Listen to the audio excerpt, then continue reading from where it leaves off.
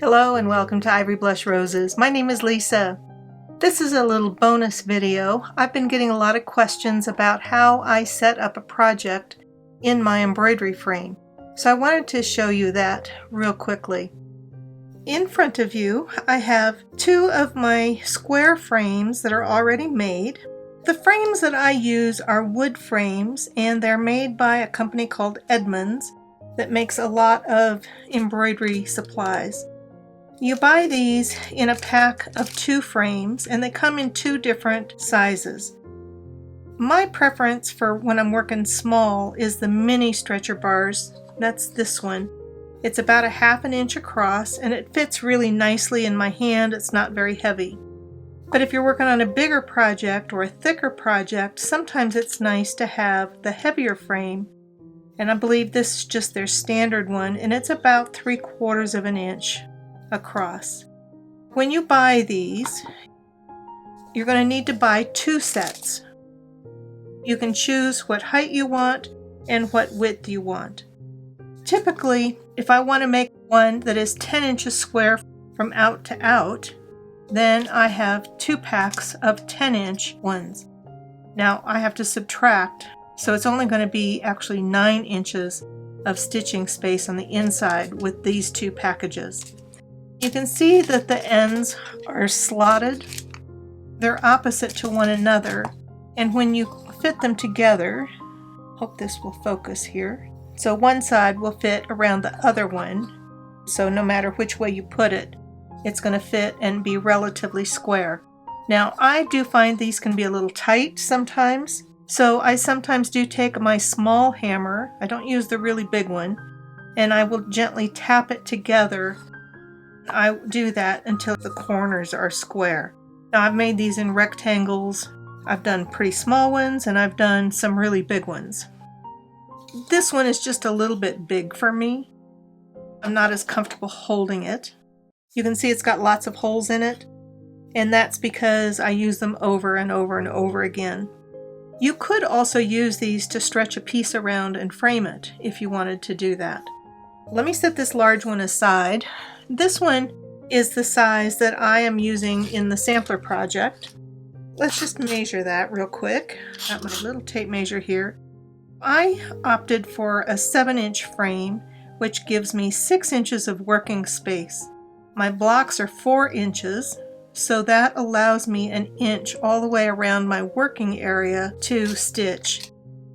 I like having that extra space, so I do recommend getting something that's a little bigger than what you're stitching, because if you're stitching right against the edge, it's sometimes really hard to make knots and to make nice stitches. So a little workroom goes a long way. But make sure you're buying 2 sets or 2 pairs, and that you've measured and accounted for the width of the frame. Now the other thing you're going to need is a set of thumbtacks. The sets that I use, the main ones are from Clover, and they just call it Needlecraft Thumbtacks, and they have this little plastic remover with it. I've also used just regular brass tacks, and so you'll see some of those mixed in with what I'm doing. The remover is valuable because when you get that thumbtack down tight, it's really hard to get out. You don't want to damage your fingernails while you're doing that. I've gotten several sets because I usually have so many of these going. I also have this little set. Now I don't know if this is still available. It's a little pusher and puller set for the thumbtacks, but I love these little tools. Alternatively, you could use a tack puller from the hardware store.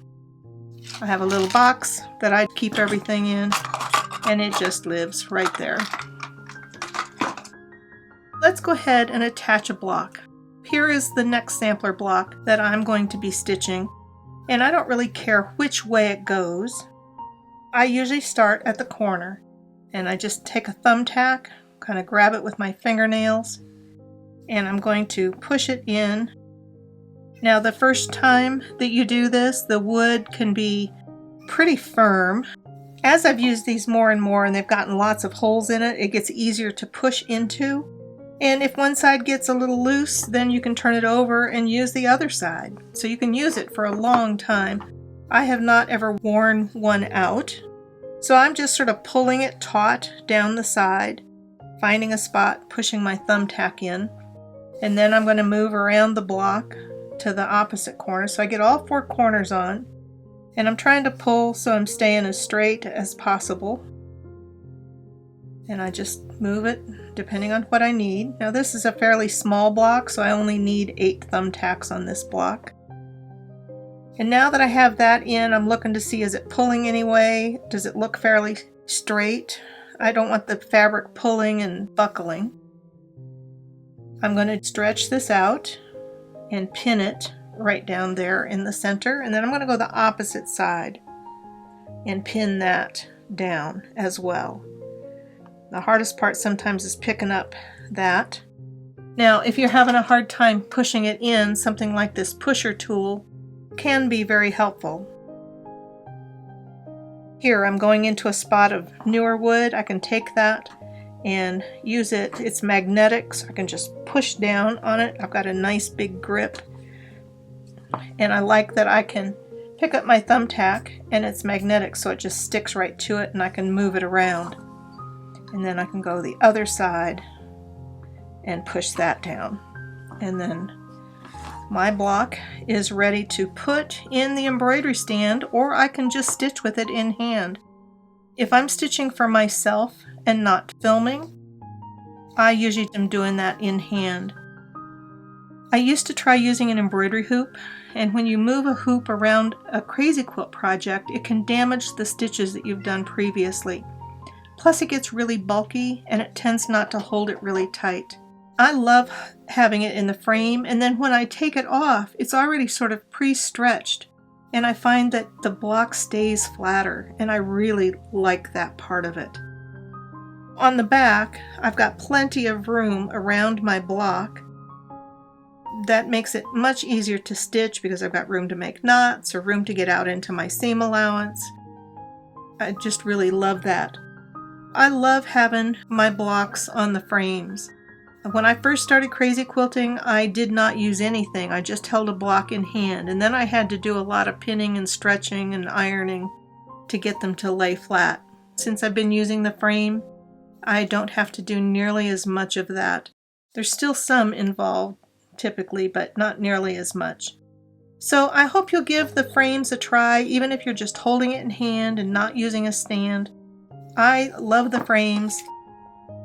For blocks that are 6 or 8 inches or smaller, I love the mini frames. If I was going to be doing a 12-inch block, I probably would use the heavier duty frame, just because the bigger these small ones get, the flimsier it feels, the less sturdy it feels. Just some considerations to keep in mind. I hope that answers a few questions on how I prepare my blocks and get them on the frame. I do have a video on setting up the embroidery stand that you can use the frame in if you want to be able to stitch without having to hold the frame. I'll link to that in the description box, and you can also look that. I think it's an unboxing video in the autumn of 2024. Let me know what you think about using a frame. There are a lot of different types of frames. These are the ones that I like. I like the way they feel in my hand. They're not plastic. I'm not a big fan of plastic if I can avoid it. These just suit my purpose and I enjoy using them. I hope you found this little segment helpful on setting up a crazy quilt block on an embroidery frame. It's not magnets, it's thumbtacks, it's a wooden frame, and I use them over and over and over again. And I really love them. So I hope this is helpful. I will leave links to the supplies in the description box below. Those are going to be affiliate links, and your purchase through those links earns me a few cents for each purchase that you make at no additional cost to you. And it does help support this channel, so I deeply appreciate it. Helps me continue to make more videos. Thank you so much for watching. I hope this was helpful, and I'll see you in the next video.